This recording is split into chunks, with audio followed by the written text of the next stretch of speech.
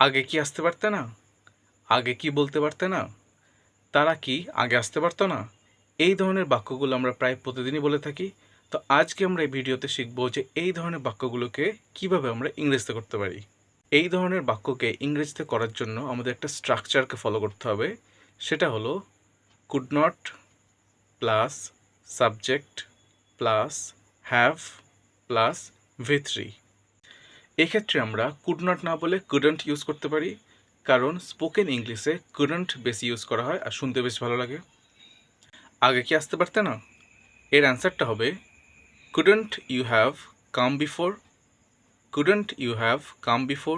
নিয়ম অনুযায়ী প্রথমে কুডন্ট ইউজ করেছি, তারপরে সাবজেক্ট ইউ, তারপরে হ্যাভ, তারপরে ভি3 কাম, আর তারপরে এক্সট্রা পার্ট বিফোর। এক্ষেত্রে সবসময় মনে রাখবে কখনোই হ্যাজকে ইউজ করা যাবে না, সবসময় এখানে হ্যাভটাই হবে। আগে কি বলতে পারতে না?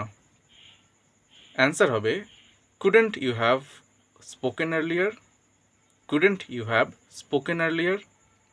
একই নিয়ম অনুযায়ী কুডন্ট, তারপরে সাবজেক্ট ইউ, তারপরে হ্যাভ, তারপর ভি3 স্পোকেন, তারপরে এক্সট্রা পার্ট আর্লিয়ার। তারা কি আগে যেতে পারতো না? এর অ্যান্সারটা হবে couldn't they have gone earlier. Repeat with me, couldn't they have gone earlier.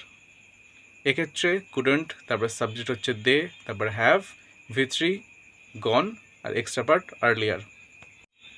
I hope কি তোমরা বুঝতে পেরেছো যে এই ধরনের সেন্টেন্সগুলোকে কীভাবে আমরা ইংরেজিতে ট্রান্সলেট করতে পারি। আর যদি তোমরা বুঝে থাকো, তোমরা এই সেন্টেন্সটাকে ট্রান্সলেট করে আমাকে কমেন্টে জানাবে যে আগে কি ঘুম থেকে উঠতে পারতে না। এই সেন্টেন্সটাকে তোমরা আমাকে কমেন্টে ট্রান্সলেট করে জানাবে।